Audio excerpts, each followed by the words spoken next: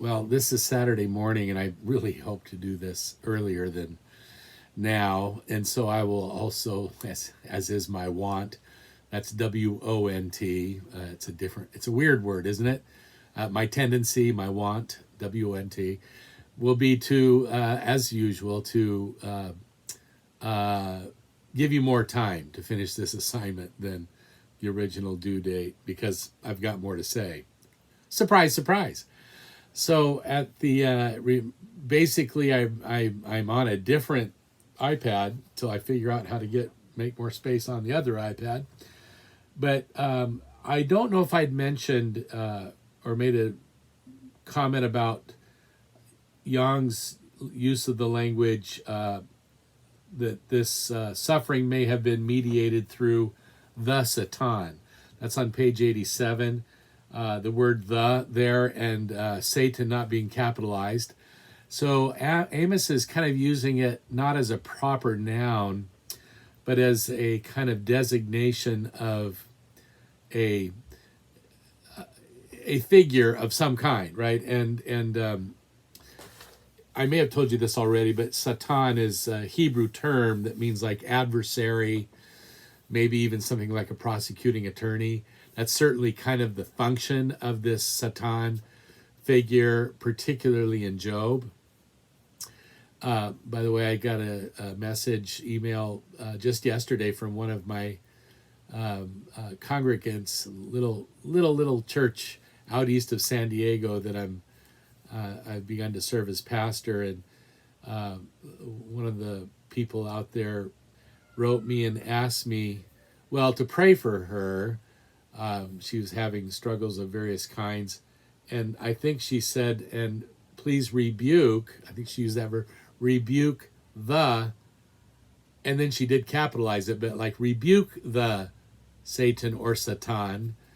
And she knows her Bible well enough to know that like it's we use it as a proper noun now, but its original biblical context is again more like the figure officially designated by God to be in the adversarial position, right? And that's what you get, of course, in the book of Job. And so I think I've finished up basically with Paul's use of it. But no, isn't that interesting that, and I think this gets overlooked, that this thorn in the flesh, he identifies as a messenger of Satan. He doesn't say the Satan, as far as I know in the Greek. A messenger of Satan to torment me. But for what reason? You already know, because I've said it, like, in order that I wouldn't become too elated or puffed up or, sort of have too much spiritual pride about my mystical experiences. For all we know, he's talking about just the time when on the road to Damascus, he was confronted by this very blinding light and a voice that identified itself as Jesus, whom you are persecuting. So it may have been other experiences as well. We don't know. In any event, so you have this really fascinating language. And I wanted to back it up with one more little passage, also in Luke. Interestingly enough, interesting to geeks like me. So only in Luke do we have this conversation between Peter and Jesus. And I'm doing this off the top of my head. You could probably Google it if you want to check on me. But I think the context might be that Peter has said to Jesus, Lord, I will never desert you, or something to that effect, or abandon you. And Jesus replies, Peter, Satan has asked permission. So notice, has asked permission. Well, ask permission of whom? And the right answer would be of God. By the way, I'm coming to you from my home office. That I'm gradually sort of moving my office books, a lot of the ones that I know I won't use at school in the next couple of years, to my very cool, loving my little home office in our new home in North Park. Because within a few years here, 2 or 3, I'm going to retire. So just slowly. Anyway, there's a whole lot of nice art right above here. That Let's take a second here. Some paintings by my wife. That photograph there is of me with the statues of the Beatles in Liverpool. We know I like the Beach Boys, I think. Is Caroline No on that album? I don't think it is. I think it... Caroline No, I don't see it up there, Caroline. It was released as a single. I think it subsequently is placed on that album. There's a cool thing from Kenya that Janice and I got quite a few years ago. This etching of these rabbis. That's from Jerusalem. Yeah, I bought that in Jerusalem. And up there's literally the title of that is Jesus on Cloud 9. So I guess Jesus ascending, and there's birds all around. I love that.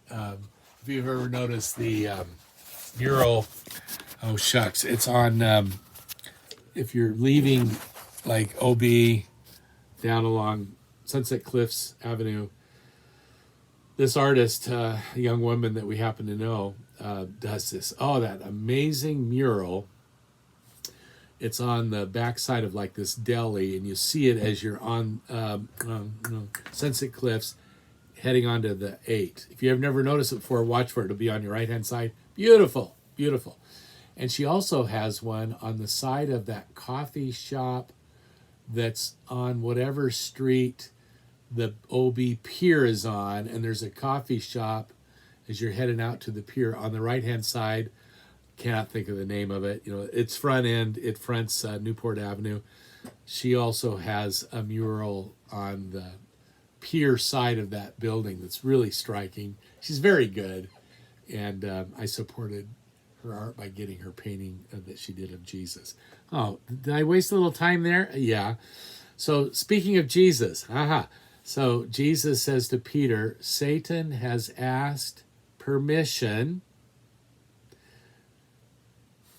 of God, parentheses, to sift you like wheat. And the you there is not singular. It's like you plural, like, you know, y'all in the South, or ustedes in Espanol. Unfortunately, in standard, typical English of most of us, we use you for both. But, you know, y'all gets used, right? Or you guys. And that's kind of what it is. It's like Jesus says, Satan has asked permission to sift you guys like wheat. Now, sifting wheat is actually a very important and positive thing to do. Sifting wheat is separating the good edible part of the wheat from the chaff, right? The stuff that isn't, you know, you can't make bread with, you got to throw it away. And so there's actually a very positive function in being sifted, okay? And Satan is presented here as having that function. Satan has asked permission to sift you all like wheat.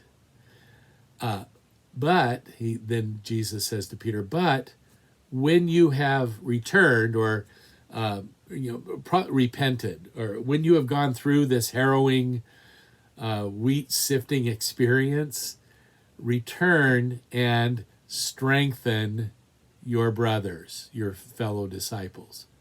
The main thing here being, of course, again, this figure of Satan who, while in one sense this is sort of a negative, on the other hand, it's like being sifted like wheat, which is important, spiritually productive. And Satan has permission. Okay, it's a little bit like the story of Job, right? You know, God's very proud of Job. Look at this righteous guy. Satan says, "Oh yeah, of course, yeah. Who wouldn't be righteous? You've given him everything. He's like a spoiled kid. Let's take away a few of his toys and see how he is." So, yeah, you get the idea. Now, so I find it interesting. Then, I think that Amos overstates the case. My friend Amos Yong, in page 87. that the felt torment of Paul was in any case associated with the onslaught of evil spirits. Again, I know I commented on that briefly in the previous video. It's not onslaught of evil spirits. If anything, it's Satan who's inflicting this thorn in the flesh, and it actually has this positive spiritual purpose. We probably need to rethink our doctrine of Satan at some point, to some extent. Never mind that he doesn't get much attention in Christianity and natural sciences discussions. In this sense, back to Amos Yong, whatever the existential dimension, or kind of like the real life, everyday dimension of Paul's thorn in the flesh, its phenomenology, it's kind of a way of saying the social interpretation of what he experienced, justified the accepted social and cosmological associations, This unimaginable pain can finally be attributed only to the forces of darkness that opposed God's saving intentions. So I just want to work with that a little bit more in this sense.